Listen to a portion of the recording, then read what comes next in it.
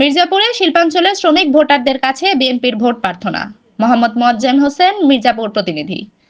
আসন্ন ত্রয়োদশ জাতীয় সংসদ নির্বাচনে টাঙ্গাইল ৭ মির্জাপুর আসনে বাংলাদেশ জাতীয়তাবাদী দল মনোনীত প্রার্থী আবুল কালাম আজাদ সিদ্দিকীকে বিজয়ী করার লক্ষ্যে গোড়াই ইউনিয়নে শিল্পাঞ্চলের শ্রমিক ভোটারদের কাছে ভোট প্রার্থনা করেছেন নেতৃবৃন্দরা।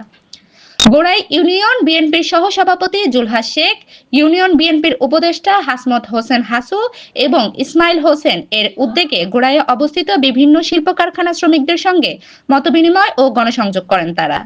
নেতৃবৃন্দরা ভোটারদের উদ্দেশ্যে বলেন, শাহ আলম ভাইয়ের প্রতিনিধি হিসেবে আপনাদের সকলকে অনুরোধ করে বলা হচ্ছে, আগামী 12ই ফেব্রুয়ারি জাতীয় সংসদ নির্বাচনে বাংলাদেশ জাতীয়তাবাদী দল বিএনপির মনোনীত প্রার্থী আবুল কালাম আজাদ সিদ্দিকী সাহেবকে ধানের শীষ মার্কায় আপনাদের মূল্যবান ভোট প্রদান করে বিপুল ভোটের মাধ্যমে তাকে সংসদ সদস্য নির্বাচিত করবেন, এই অনুরোধ আপনাদের কাছে রাখি।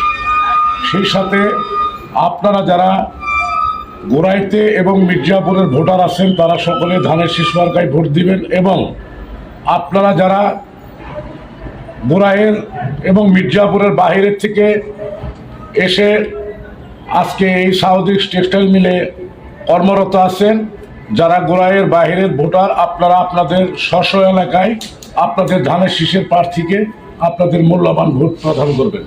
সেই সাথে আপনারা সকলেই আপনাদের কাজকে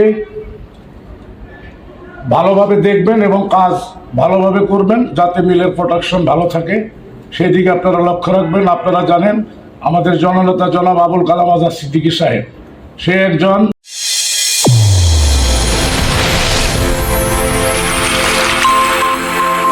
চ্যানেল A1 হৃদয়ের স্পন্দন।